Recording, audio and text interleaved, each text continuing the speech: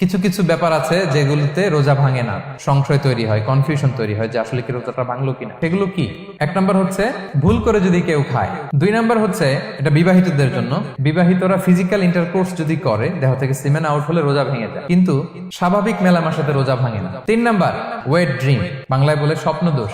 ঘুমের মধ্যে এমন কিছু দেখলেন ফলে আপনার সিমেন আউট হলো, আপনার রোজা ভাঙবে না, শুধু আপনি ঘুম থেকে উঠে ফরজ গোসলটা করে নিলেই হবে। চার নাম্বার হচ্ছে ব্লাড টেস্ট, ব্লাড টেস্ট করলে রোজা ভাঙে না। পাঁচ নাম্বার হচ্ছে অনিচ্ছাকৃত বমি। ছয় নাম্বারে নোজ ব্লিডিং, নাক দিয়ে রক্ত ঝরলে মানুষের রোজা ভাঙে না, আনলেস যদি অনেক বেশি অ্যামাউন্টের হয়, আপনি ক্লান্ত হয়ে পড়েন, তখন তো আপনি রোজা ভাঙতে পারেন। সাত নাম্বার রোজা রেখে দাঁত ফেলতে পারবো কিনা, দাঁত ফেললে যে রক্ত বেরোয় এতে রোজা ভাঙে না। আট নাম্বারটা হচ্ছে ইনজেকশন, রোজা রেখে ইনজেকশন দেওয়া যাবে কিনা। কিছু কিছু ইনজেকশন দেওয়া যাবে, কিছু কিছু দেওয়া যাবে না। কোনগুলো দেওয়া যাবে না?